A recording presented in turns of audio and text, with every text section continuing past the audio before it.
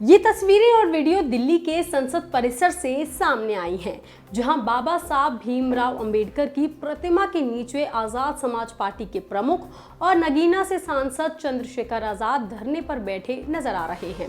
सोमवार देर रात से शुरू हुआ उनका ये धरना रात में बारिश के दौरान भी जारी रहा।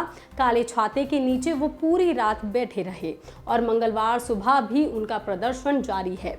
उनका कहना है कि जंतर मंतर के दौरान छात्रों पर हुआ लाठीचार्ज जलियांवाला बाग के बराबर है। दरअसल सोमवार को दिल्ली के जंतर मंतर पर सीजेपी के साथ कई छात्रों ने भी प्रदर्शन किया था, लेकिन इसी दौरान पुलिस ने प्रदर्शनकारियों पर जमकर के लाठी डंडे भी बरसाए, आंसू गैस के गोले भी दागे, जिसमें कई छात्र और कई प्रदर्शनकारी गंभीर रूप से घायल हो गए।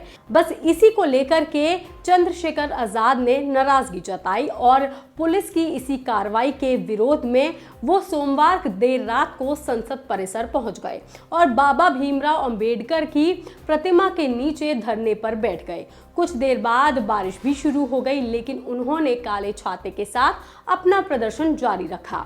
वहीं रात भर धरने पर बैठे रहने के बाद मंगलवार को भी चंद्रशेखर आजाद प्रदर्शन पर अपना जारी रखा और उस पर नजर आए और उन्होंने इस दौरान हाथ में पोस्टर लेकर के पुलिस कार्रवाई के खिलाफ अपना विरोध भी दर्ज कराया। उनका साफ कहना था कि लोकतंत्र में अपनी बात शांतिपूर्ण तरीके से रखना हर नागरिक का संवैधानिक अधिकार है, लेकिन अगर उस अधिकार का जवाब बल प्रयोग से दिया जाएगा तो सवाल सिर्फ प्रदर्शनकारियों पर कार्रवाई का नहीं रहता है, बल्कि लोकतंत्र मूल्य पर भी सवाल खड़ा होता है। और जिस तरह की कार्रवाई सामने आई है उसने उन्हें अंदर तक झंझोर दिया है। स्पीकर सर से बात हुई मेरी, मैंने उनको भी बताया। उन्होंने पूछा कि बैठने का कारण क्या, मैंने उनको बताया कि जो लाठियां पड़ी है नौजवानों पे उसका जवाब सरकार को देना पड़ेगा। आप हैं सरकार में, भारतीय जनता पार्टी एनडीए की सरकार है, तो पेपर लीक हो रहा है, पेपरों में घोटाले हो रहे हैं, बच्चों के मन में पीड़ा है, बच्चे सुसाइड कर रहे हैं, उनकी मौत का जिम्मेदार कौन है? किसी को तो जिम्मेदारी लेनी पड़ेगी ना। तो सरकार तय करेगी जिम्मेदारी किसकी है, वो बच्चों पे नहीं आप थोप सकते। कोई प्रोटेस्ट करे या ना करे, सरकार की जिम्मेदारी कि अंतिम व्यक्ति को लगना चाहिए कि सरकार उसके बारे में सोच रही है। तो सरकार नहीं सोच रही है। वो जंतर मंतर था, जलियांवाला बाग बनाया आपने उसको, वो जलियांवाला बाग नहीं था। आपने अन्याय किया, इस अन्याय का जवाब आपको देना पड़ेगा। मैं बात करूंगा जो मुझसे वार्ता करेगा, और जो बच्चों की डिमांड है मैं उन डिमांडों के बारे में जानना चाहता हूं कि उनकी मांगों पे क्या कर रहे हैं। नहीं मांग सुनेंगे तो लड़ूंगा और अपने लोगों को भी कहूंगा, आज इंतजार करूंगा कि सरकार हमारी मांग को सुने। अगर वो हमें भी इग्नोर करेगी, जैसे बच्चों को निल समाज से इग्नोर किया गया, तो फिर आंदोलन होगा, देश भर में होगा, जिला मुख्यालय पे होगा, प्रदेश कार्यालय पे होगा। प्रदेश मुख्यालय पे हम लोग चैन से नहीं बैठेंगे। ये युवाओं की लड़ाई हम लोग लड़ेंगे। पहली बार शिक्षा के लिए आंदोलन हो रहा है। मैं एक प्राइमरी स्कूल का हेडमास्टर का बेटा हूँ, शिक्षा की वैल्यू समझता हूँ और मैं शिक्षा के कारण यहाँ तक आया हूँ। शिक्षा कारण वहां बोलता हूँ पार्लियामेंट में।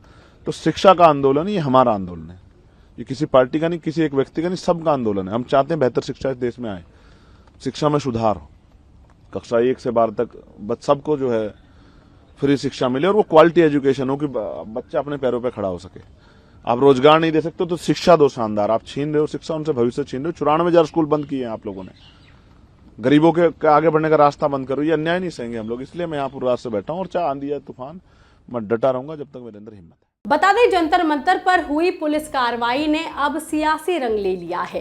कई विपक्षी नेताओं ने प्रदर्शनकारियों का समर्थन करते हुए पुलिस की कार्रवाई पर कई सवाल उठाए, जिसमें अखिलेश यादव और प्रियंका गांधी भी शामिल थे। चंद्रशेखर आजाद ने भी अपनी ये तस्वीरें शेयर करके लिखा कि जुल्म जब भी हद से आगे बढ़ने लगता है, यहीं से बदलाव का सूरज निकलने लगता है। आज जंतर मंतर पर बच्चों और बच्चियों के साथ जिस प्रकार का बर्बरतापूर्ण व्यवहार किया गया, उसने मन को गहराई तक झंझोर दिया है। मैंने जलियांवाला बाग का वो दौर नहीं देखा, लेकिन आज जो दृश्य सामने आए उन्होंने इतिहास के उस काले अध्याय की याद आवश्यक दिला दी है। हम आपको बता दें कि चंद्रशेखर आजाद ने साफ कर दिया है कि उनका ये धरना प्रदर्शन तब तक जारी रहेगा जब तक इस पूरे मामले में न्याय सुनिश्चित नहीं किया जाता और घटना के लिए जिम्मेदार लोगों के खिलाफ उचित कार्रवाई नहीं की जाती।